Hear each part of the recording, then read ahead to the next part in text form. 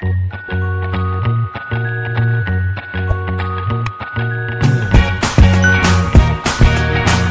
Student, welcome to Unite classes. तो आज हम नया टॉपिक स्टार्ट करेंगे। इलास्टिसिटी ऑफ डिमांड में कौन कौन सी टाइप्स है, मतलब कौन कौन सी इलास्टिक है, जैसे कि perfectly elastic, perfectly elastic, unitary elastic, फिर है इलास्टिक एंड इलास्टिक। तो ये हम देखेंगे कि कब इलास्टिक होगा, कब इलास्टिक होगा, कब परफेक्टली इलास्टिक होगा, ये देखेंगे। तो हम मैं आपको पहले वो बता दूं कि मैंने लास्ट सेशन में क्या कराया था। लास्ट सेशन में मैंने क्या पढ़ाया था? लास्ट सेशन में मैंने इलास्टिक डिमांड पढ़ा था। उसमें क्या पढ़ा था? आपको फॉर्मूलास पढ़ाए थे और उसके थोड़े सम्स कराए थे। तो अब मैं आपको वन बाय वन क्या करा रहा हूँ, इलास्टिसिटी समझा रहा हूँ। नंबर वन है, मैं पहले आपको नाम लिख दूंगा, फिर बाद में वन बाय वन डायग्राम्स बना के दिखाऊंगा क्या है। पहला है परफेक्टली इलास्टिक,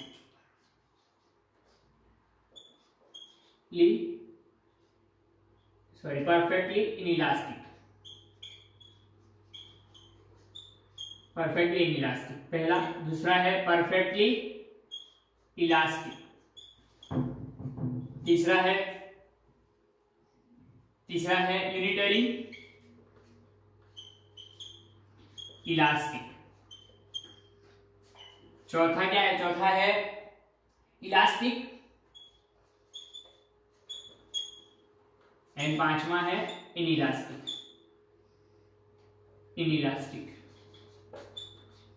तो ये क्या है? 5 तरीके का अलग अलग डिमांड का हो सकता है, मतलब डिमांड का 5 तरीके हो सकता है। मैं आपको वन बाय वन समझा रहा हूँ।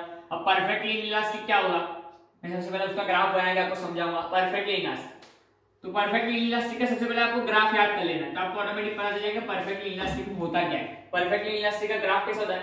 परफेक्टली इनइलास्टिक का ग्राफ ऐसे होता है, जिसको बोलेंगे price equal to demand curve होता है। तो परफेक्टली इनइलास्टिक में होता क्या है कि प्राइस कांस्टेंट रहती है, बट प्राइस कांस्टेंट है फिर भी डिमांड में चेंज आता है, फिर भी डिमांड बढ़ता है या तो कम होता है। प्राइस सेम रह रही है फिर भी डिमांड बढ़ रहा है, तो इसको क्या बोलेंगे कि प्राइस का डिमांड पे कितना इंपैक्ट है? जीरो इंपैक्ट, मतलब प्राइस का डिमांड पे जीरो इंपैक्ट है। प्राइस अगर चेंज नहीं भी होगी तो भी डिमांड पे क्या होगा? इंपैक्ट होगा। प्राइस ना चेंज हो तो भी डिमांड पे इंपैक्ट होगा। तो ये हमेशा क्या रहेगा?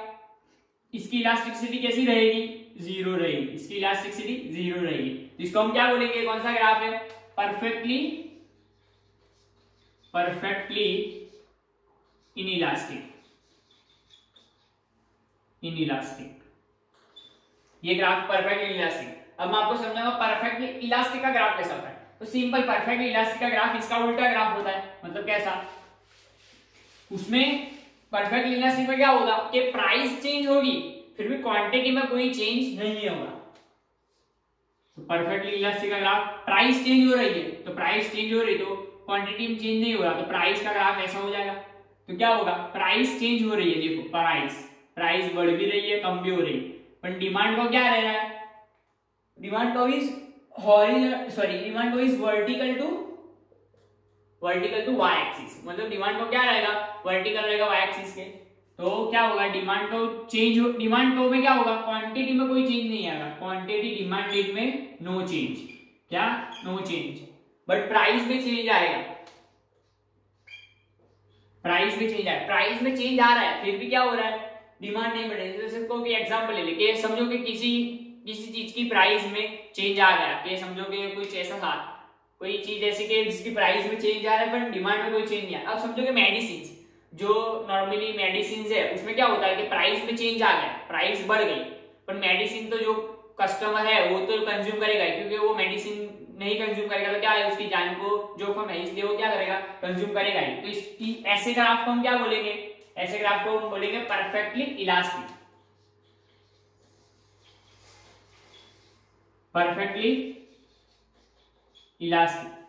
इसको बोलेंगे हम परफेक्टली इलास्टिक। तो अब मैं आपको बताऊंगा यूनिटरी इलास्टिक किसे कहते हैं। यूनिटरी इलास्टिक, तो यूनिटरी इलास्टिक सिंपल है, जो हमारा नॉर्मल डिमांड कर्व है उसी को हम बोलेंगे यूनिटरी इलास्टिक।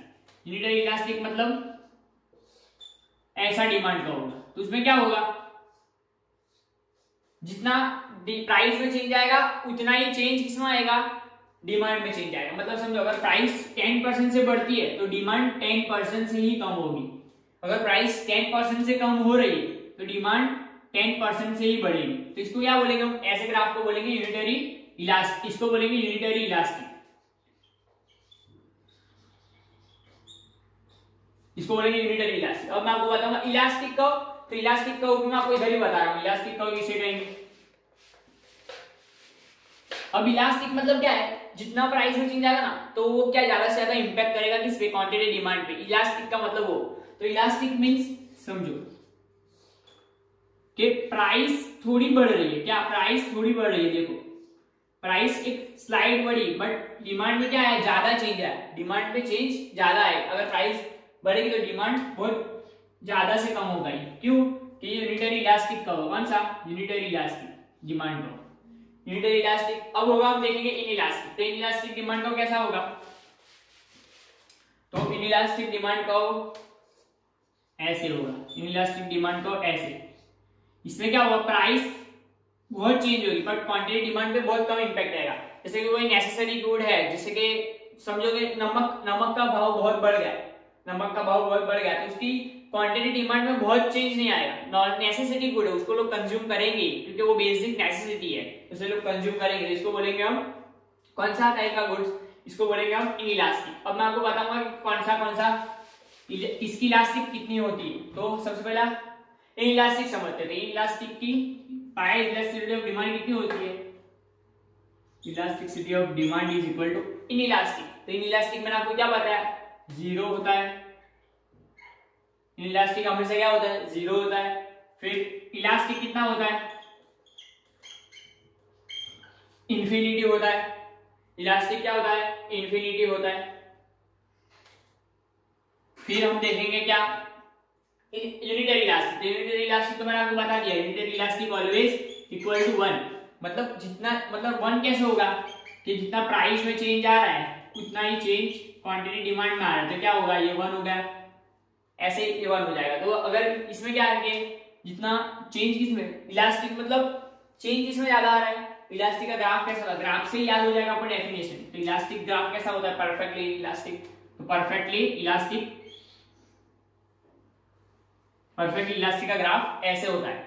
तो परफेक्टली इलास्टिक का ग्राफ ऐसे होता है, तो सॉरी यहाँ क्या आएगा, यहाँ जीरो आएगा, क्यों जीरो आएगा, परफेक्टली इलास्टिक क्वांटिटी में चेंज हो रहा है बट नीचे कोई चेंज नहीं हो रहा, तो उसमें क्या होगा, जीरो डिवाइड बाय कुछ भी करेंगे तो यहाँ आ जाएगा जीरो, तो ये क्या होगा जीरो। तो इनइलास्टिक इन्फिनिटी होगा, कैसे, प्राइस में चेंज आ रहा है बट डिमांड में कोई चेंज नहीं आ रहा है।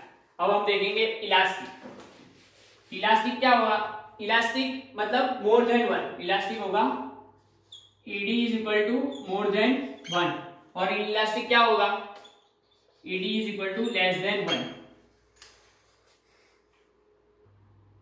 अब हम क्या देखेंगे, फैक्टर्स अफेक्टिंग प्राइस इलास्टिसिटी और डिमांड। तो सबसे पहले मैं आपको पहला फैक्टर पढ़ाऊंगा कौन सा, नेचर ऑफ कमोडिटी। तो नेचर ऑफ कमोडिटी मतलब कमोडिटी का नेचर, मतलब जैसी कमोडिटी होगी ऐसा उसकी इलास्टिसिटी होगी। फॉर एग्जांपल यहाँ हम दो एक एग्जांपल ले लेंगे, for example necessary good, necessary goods मतलब ऐसे गुड्स जो डेली लाइफ में यूज होते हैं, और for example luxury good, luxury goods मतलब जैसे कि कार है, एयर कंडीशनर है, ये सब लग्जरी गुड्स में आता है।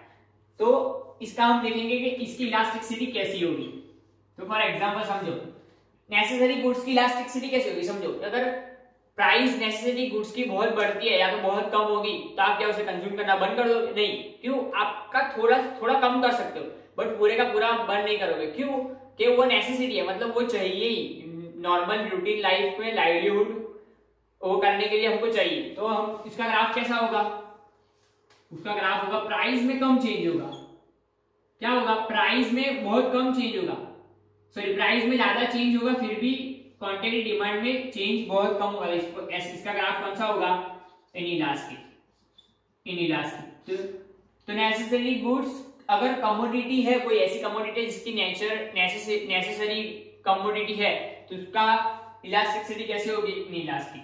अब हम देखेंगे लग्जरी गुड्स, कार, जैसे कि कार, अगर कार की प्राइस और कार की प्राइस अगर बहुत कम हो गई और कार की प्राइस अगर बहुत बढ़ गई तो क्या होगा, बहुत ज्यादा इंपैक्ट आता है क्वांटिटी डिमांड पे, तो उसका इलास्टिसिटी कैसी रहती है,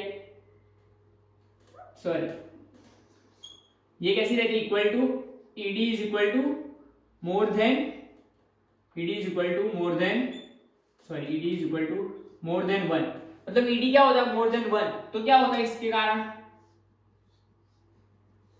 बहुत ज्यादा चेंज आएगा। अगर प्राइस में स्लाइड भी चेंज आया तो उसके कारण क्या होगा क्वांटिटी डिमांड में ज्यादा चेंज आएगा। अब हम क्या करेंगे नेक्स्ट देखेंगे कि अगला कौन सा है।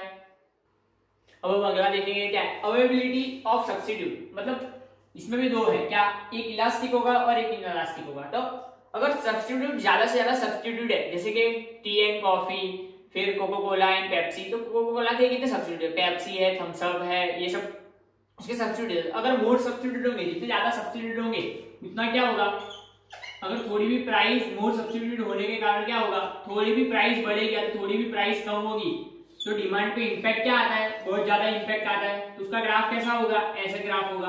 तो ED is equal to ED is more than one, इसको क्या बोलेंगे इलास्टिक डिमांड। क्या कहेंगे इसको इलास्टिक डिमांड। अगर more the goods which have more substitute उनकी डिमांड कैसी होगी इलास्टिक।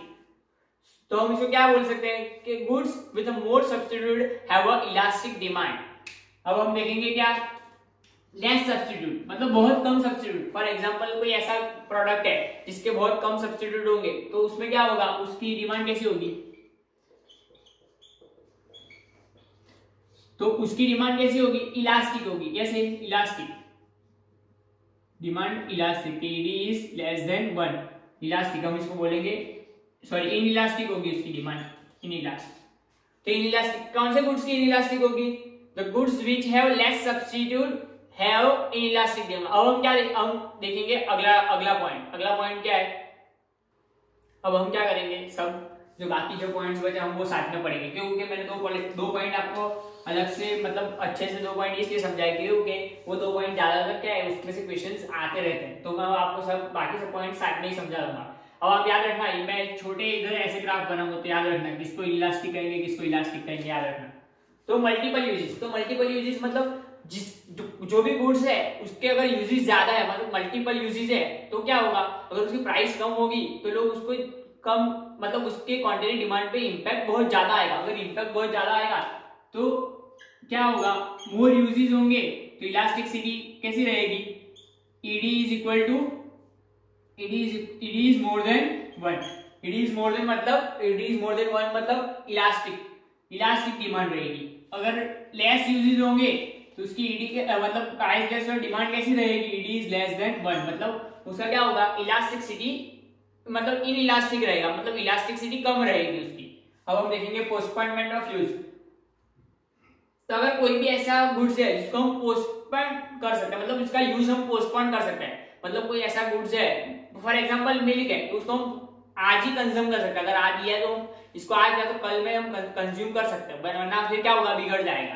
तो इसलिए क्या होगा, अगर पोस्टपोनमेंट ऑफ यूज है, अगर वो कोई चीज है जिसको पोस्टपोन नहीं कर सकते तो उसकी इलास्टिसिटी कैसी रहेगी कि उसकी इलास्टिसिटी इनइलास्टिक रहेगी। क्या रहेगी इनइलास्टिक। और अगर पोस्टपोन कर सकते हैं तो उसकी इलास्टिक कैसी रहेगी, इलास्टिसिटी कैसी रहेगी इलास्टिक। अब रहेगा इनकम लेवल ऑफ बायर। अब income level of buyer means अगर कोई ऐसा बंदा है जिसकी क्या है प्राइस मतलब जिसकी इनकम क्या है बहुत ज्यादा है, मतलब जिसकी इनकम हाई है, अगर वो कोई कमोडिटी परचेज कर रहा है तो अगर पर्टिकुलर कमोडिटी के बायर्स हाई इनकम लेवल वाले हैं तो क्या होगा उसकी इलास्टिसिटी मतलब उसकी इलास्टिसिटी क्या रहेगी कम रहेगी, मतलब इनइलास्टिक। अगर ऐसा ही कोई गुड्स है जिसके बायर्स है वो क्या है लोअर इनकम लेवल वाले, मतलब जिसकी इनकम कम है तो उनकी इलास्टिसिटी क्या रहेगी elastic.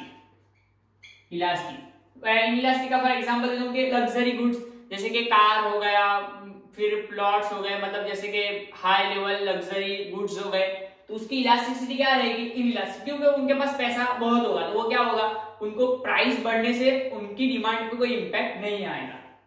Habit of a consumer मतलब क्या है, कोई आपको कोई हैबिट है, मतलब क्या होता है कुछ लोगों को अल्कोहल की हैबिट होती है, तो अल्कोहल की हैबिट होती है तो वो क्या करते हैं अल्कोहल प्राइस बढ़ने के बाद भी वो क्या करेंगे अल्कोहल को अवॉइड नहीं करेंगे, मतलब बाय करना कंज्यूम करना छोड़ नहीं देंगे, क्यों कि उनका हैबिट हो गई, वो हैबिटेड हो गए उनसे। तो क्या होता है उसकी अगर ऐसा कोई गुड्स है तो उसकी इलास्टिसिटी कैसी रहेगी इनइलास्टिक। मतलब क्या होगा, प्राइस जितनी भी बढ़े जितनी भी कम हो, क्या डिमांड में कोई बहुत ज्यादा चेंज नहीं आएगा। तो अगर ऐसा कोई गुड्स है जिसका हैबिट कंज्यूमर को नहीं है, मतलब बहुत कम हैबिट है, तो उसकी इलास्टिसिटी कैसी रहेगी, इलास्टिक। अब लास्ट क्या है, portion of a income spend on commodity, मतलब समझो कि portion of a income spend on commodity, मतलब कोई बंदा है जो 1 लाख रुपया महीने का कमा रहा है, अगर वो 1% इनकम किसी, मतलब समझो कि वो क्या करता है, 1% इनकम क्या करता है, किसी चीज पे स्पेंड कर रहा है, 1% इनकम फॉर, समझो ना कि वो कॉफी पीने में स्पेंड कर रहा है 1% ऑफ इनकम।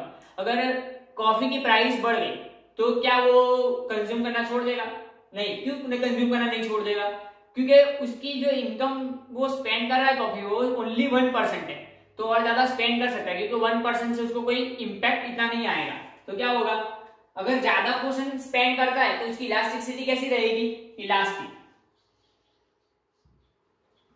और अगर कम पोर्शन स्पेंड कर रहा है तो उसकी इलास्टिसिटी कैसी रहेगी, इनइलास्टिक। तो ये क्या हमने पढ़े आज, factors affecting price elasticity of demand. एक बार फिर से मैं रिवाइज करा रहा हूं, मल्टीपल यूजेस ऑफ, क्या मल्टीपल यूजेस, फिर है postponement of use, income level of buyer, habit of a consumer, proportion of a income spend on a commodity.